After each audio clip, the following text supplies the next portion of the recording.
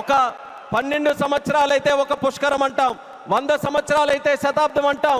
అలాంటిది యుగానికి ఒక్కసారి వచ్చేటటువంటి కార్యక్రమం అల్లూరి సీతారామరాజు విమానాశ్రయం ప్రారంభోత్సవ కార్యక్రమం అని గర్వంగా ఈ ఉత్తరాంధ్ర బిడ్డగా, మీతో పాటు ఇక్కడ పుట్టినటువంటి వ్యక్తిగా, కింజరాపు ఎర్రన్నాయుడు గారి తాలూకా బిడ్డగా ఈరోజు గర్వంగా ఉందని కూడా ఈ సందర్భంగా తెలియజేసుకుంటున్నాను.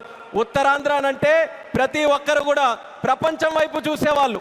మనకి పని కావాలన్నా, మనకి ఏ అవకాశం కావాలన్నా, మనకి పొట్ట గడవాలన్నా, ఏ కార్యక్రమం చేయాలన్నా సరే ఉత్తరాంధ్ర అంతా కూడా ప్రపంచం వైపు చూసేది. కానీ ఈరోజు మన భోగాపురం ఎయిర్పోర్ట్ చూసిన తర్వాత ప్రపంచం ఉత్తరాంధ్ర వైపు చూస్తుందన్నది గర్వంగా మన అందరం కూడా తెలియజేసుకోవాలి. అవకాశాల నిధిగా భోగాపురం విమానాశ్రయం మన ప్రధానమంత్రి గారి చేతుల మీదుగా ఈరోజు ప్రారంభోత్సవం కానుంది. అలాంటి విమానాశ్రయం ఒక 77,000 చదరపు అడుగులతో తయారవుతున్నటువంటి విమానాశ్రయం సుమారు 60 లక్షల కెపాసిటీతో తయారవుతుంది. ఎంఆర్ఓ కానీ ఎంతో మంది యువతి యువకులకి ఉద్యోగాలు ఇచ్చే అవకాశం ఇక్కడ కలగబోతుంది. ఎడ్యూసిటీ ద్వారా రేపు భవిష్యత్తులో ప్రపంచంలో ఉన్నటువంటి ఏవియేషన్ వర్క్ ఫోర్స్ కి ట్రైనింగ్ మన ఉత్తరాంధ్రలో, మన భోగాపురంలో జరగబోతుందనడానికి కూడా నేను ఎంతో గర్వపడుతున్నానని తెలియజేస్తున్నాను.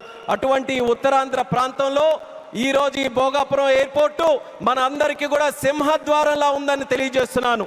ఇచ్చాపురం నుంచి పాతపట్నం, పాలకొండ, శ్రీకాకుళం, అలాగే బొబ్బిలి, పార్వతీపురం, విజయనగరం, అరకు, అనకాపల్లి, విశాఖపట్నం, ఈ ఉత్తరాంధ్రలో ఏ ప్రాంతం తీసుకున్నా సరే అందరికీ కూడా సమాన దూరంలో ఉన్నటువంటి భోగాపురం విమానాశ్రయం మనందరికీ కూడా సింహద్వారంలాగా పనిచేయబోతుందని తెలియజేస్తున్నాను.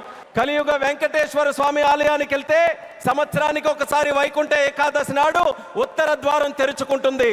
అలా మన ఆంధ్రప్రదేశ్ అభివృద్ధి కోసం ఈ రోజు ఉత్తర ద్వారంలో మన భోగాపురం ఈ రోజు మనందరికీ కూడా తెరవబోతుంది. ఎంతో కాలం నుంచి ఎదురు చూపులు చూసాం మన ఉత్తరాంధ్రలో. ఆఖరికి గతంలో మీరు చూసుకుంటే కొంతమంది నాయకులు దీన్ని కించపరుస్తూ, విమర్శిస్తూ, ఈ ప్రాంతాన్ని కించపరుస్తూ ఎయిర్ బస్సు కూడా తిరగని ప్రాంతం అని వెక్కిలి నవ్వులు నడిచారు. ఈ రోజు వాళ్ళకి కళ్ళు తెరిచి చూడమంటున్నా ఎయిర్ బస్సులు దిగే ప్రాంతంగా ఉత్తరాంధ్ర మారింది. ఈ రోజు ఎలక్ట్రిక్ బస్సులు వచ్చే ప్రాంతంగా ఉంది. రేపు పెద్ద పెద్ద కంపెనీలనంటే దేశంలో ఉన్న కంపెనీలు కాదు, అంతర్జాతీయంగా ఉన్న కంపెనీలన్నీ కూడా మన భారతదేశంలో, మన ఆంధ్రప్రదేశ్లో, మన ఉత్తరాంధ్ర ప్రాంతానికి రాబోతున్నాయి. వాళ్ళ బస్సులు కూడా ఇక్కడే తిరిగి మన యువతి యువకులకి అన్ని ఉద్యోగ అవకాశాలు కూడా కల్పించబోతున్నాయి.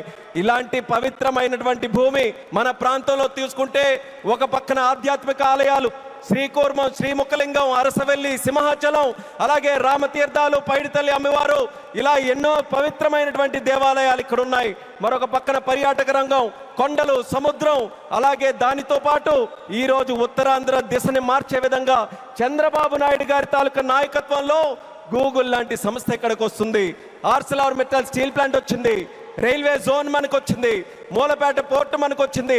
ఇలా లెక్క పెట్టుకుంటూ వెళ్తే ఏ ప్రాంతంలో జరగనటువంటి అభివృద్ధి ఈరోజు మన ఉత్తరాంధ్ర ప్రాంతంలో జరుగుతుందనేది యువతి యువకులందరికీ కూడా నేను గుర్తు చేస్తున్నాను. ఇక చేయాల్సింది మనం ఒక్కటే. మనకి 2 విజన్లు ఉన్నాయి. స్వర్ణాంధ్ర విజన్ బై చంద్రబాబు నాయుడు గారు, వికసిత్ భారత్ విజన్ బై నరేంద్ర మోదీ గారు. మన యువతందరం కూడా కలిసి ఆ 2 విజన్లు 2 కళ్ళులాగా మనం అందరం కూడా ముందుకు నడిచి అత్యంత సుందరమైనటువంటి, శక్తివంతమైనటువంటి భారతదేశం తయారవడానికి ఈ 2 విజన్లు కూడా మనం స్వీకరిస్తూ ఇక్కడ ఉన్నటువంటి యువతి యువకులందరూ కూడా ముందుకు రావాలని మరొక్కసారి వాళ్ళందరికీ కూడా పిలుపునిస్తున్నాను. ఒక ఎయిర్పోర్ట్ ఎక్కడైనా నిర్మించామనంటే, నేను కేంద్ర మంత్రిగా అయిన తర్వాత ప్రధానమంత్రి గారి చేతుల మీదుగా సుమారు 16 ప్రాజెక్టులు ఇక్కడ ప్రారంభించాం భారతదేశంలో. కానీ ఏ ఎయిర్పోర్ట్ ప్రాజెక్టు కూడా ఇంత ఘనంగా 2-3 లక్షల మంది ప్రజల తాలూకా ఆశీర్వాదం మధ్యలో ఇది ఏదో ఒక రాష్ట్ర పండుగ అంటున్నారు. ఇది కేవలం రాష్ట్ర పండుగ కాదు, ఉత్తరాంధ్రలో ఉన్నటువంటి ప్రతి ఇంటి పండుగ ఈరోజు ఈ విమానాశ్రయ ప్రారంభోత్సవ కార్యక్రమం, అందరి గుండెల్లో ఉన్నటువంటి కార్యక్రమం. అటువంటి కార్యక్రమానికి మనం నిజమైన అర్థం ఈరోజు సాకారం చేశాం.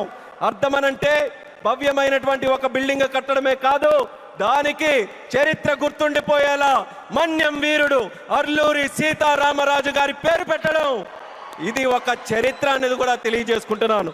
అడవుల్లో వినేవాళ్ళం అల్లూరి సీతారామరాజు అని, అలాంటి ఆ పేరుని ప్రపంచం మొత్తం మారుమోగుతుంది.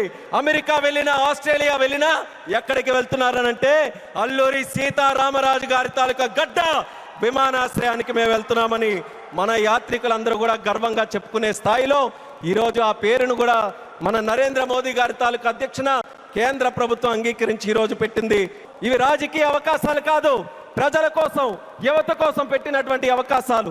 ఆ అవకాశాలని మనం అందిపుచ్చుకొని ప్రపంచంలో ఏ ఏ ప్రాంతాల గురించి మనం మాట్లాడతాం, ఇది ఎలా డెవలప్ అయింది, అది అలా డెవలప్ అయిందని బాధ్యత మనం తీసుకుందాం. నాయకులుగా వాళ్ళ తాలూకా నిర్ణయాలను మనకి చెప్పారు, వాళ్ళ మాట నిలబెట్టుకున్నారు, అభివృద్ధి ఎక్కడికి తీసుకొని వచ్చారు. ఇక పని చేయాల్సింది మనం ఆత్మవిశ్వాసంతో ముందుకు వెళ్ళి ఈ రోజు వచ్చినటువంటి అవకాశాలని సద్వినియోగం చేసుకొని ఉత్తరాంధ్రని ఉత్తమాంధ్రగా తయారు చేద్దామని ఇక్కడ ఉన్నటువంటి యువకులందరికీ కూడా పిలుపునిస్తున్నాను. భోగాపురం ఎయిర్పోర్ట్ ఈరోజు మనందరికీ కూడా చాలా గర్వంగా ఉంది, కానీ చరిత్రలో ఎప్పుడు కూడా నిలిచిపోయి ఉండాలి, గుర్తు కూడా పెట్టుకోవాలి. ఈ భోగాపురం విత్తనం వేసింది ఒకే ఒక్క నాయకుడు, నారా చంద్రబాబు నాయుడు గారని మళ్ళీ గుర్తు చేస్తున్నాను. 2014లో విభజించిన ఆంధ్రప్రదేశ్కి ఆయన ముఖ్యమంత్రి అయితే ఆయన ఈ ఉత్తరాంధ్ర ప్రాంతానికి గ్రోత్ ఇంజన్ గా తయారు చేయాలనంటే ఇక్కడ విమానాశ్రయం పెట్టాలని మొట్టమొదటిగా ఆయన ఇచ్చేస్తే ఆ రోజు ఉత్తరాంధ్ర బిడ్డగా కేంద్ర మంత్రిగా అశోక్ గజపతిరాజు గారు ఉన్నారు, ప్రధానమంత్రిగా నరేంద్ర మోదీ గారే ఉన్నారు. ఆ రోజు ప్రారంభించాం. మళ్ళీ యాదృచ్ఛికమో దైవ నిర్ణయమో ప్రజా సంకల్పమో మళ్ళీ చంద్రబాబు నాయుడు గారు ముఖ్యమంత్రిగా ఉన్నప్పుడు నరేంద్ర మోదీ గారి చేతుల మీదుగా ప్రధానమంత్రిగా ఉంటూ మళ్ళీ ఉత్తరాంధ్ర బిడ్డగా ఈ రామ్మోహన్ నాయుడు కేంద్ర మంత్రిగా ఉన్నప్పుడు ఇది జరిగిందనంటే ప్రజల తాలూకా విశ్వాసం ఈ కూటమి ప్రభుత్వం మీద ఎంత బలంగా ఉందో ఈ విమానాశ్రయం దానికి ప్రతీక అనేది మళ్ళీ తెలియజేసుకుంటూ ఈ అవకాశం కల్పించిన ప్రతి ఒక్కరికి మరొక్కసారి నా తండ్రి గారు మరి స్వర్గీయ కింజరాపు ఎర్రనాయుడు గారికి కూడా ఈ వేదిక ద్వారా నమస్కరించుకుంటూ పెద్దలందరికీ కూడా నా తాలూకా ధన్యవాదాలు తెలియజేస్తూ ఇంత చక్కనైనటువంటి కార్యక్రమం ఏర్పాటు చేయడానికి దింసా నృత్యం చేసినటువంటి వాళ్ళకి అందరికీ కూడా మరొకసారి నా హృదయపూర్వక ధన్యవాదాలు తెలియజేస్తూ సెలవు తీసుకుంటున్నాను.